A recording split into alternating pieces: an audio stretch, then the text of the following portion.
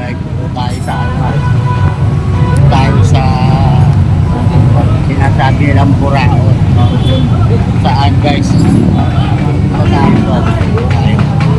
Ngayon guys, sasamahan nyo tayo sa Buraon.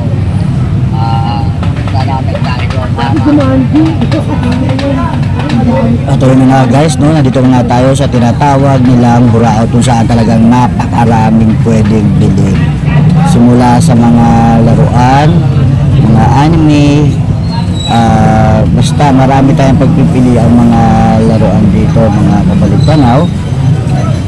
Kaya talagang napakaraming pumupunta rito guys. May mga namimili, may ibang mga isyoso lang, may mga ibang vlogger, no? Siyempre kami nagpupunta dito para makapik, makahunt ng mga kabalik-tanaw item na aming isineshare sa inyo at binebenta na rin. So ayan, no, kahabaan yan ng Buraotan guys. Ganyan karami ang mga tao dito. Siyempre hindi lang mga lumang gamit, may mga bagong gamit din dito. May mga pang motor, mga pang kusina, may mga lumang sapatos, may mga lumang lero o relo, no? Ayan.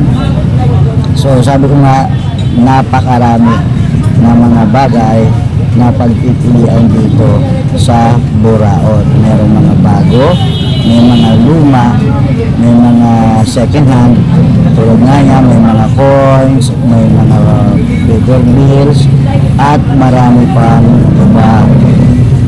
Sa dalas nga po natin magpunta dito sa Buraon, marami na rin tayong mga naging kaibigan, at meron din tayo talagang mga kumpare na nagtitinda dito. So guys, no, ito yung laging sinasabi nila sa mga vlog nila na Buraon dito sa Divisoria.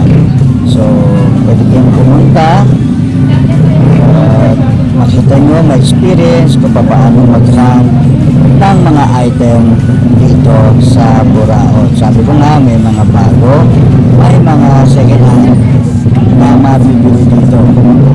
Kakagain nyo lang, no? Kakagain nyo lang tiyaga para makapili o makakuha ng mga bagay na gusto ninyo. May mga gulay pa nga yan guys, may mga gulay. Siyempre pag nagutom kayo, meron dyan mga mamihang, bila ng mga kakanin, at marami pang iba. So ayan guys, invite ko kayo na pumasyal dito sa tinatawag na Buraon. Ayan. Pwede kayo mapagtawaran dyan guys. Yung mga 100 dyan nakukuha ng 50, yung mga meron pa dyan mga 20, depende sa item na magugustuhan ninyo. So guys, punta kayo dito ha, sa mga lagi nagtatanong kung saan ako madalas kumukuha ng mga item na aking pinakikita sa aking mga vlog. Dito yan sa Planas. Pagkanan mo lang guys, mula sa simbahan ng Tundo, konting lakad na lang at makikita mo na yung bungad ng Buraotan. Luis Serrano, Balik-Tanaw. Salamat po.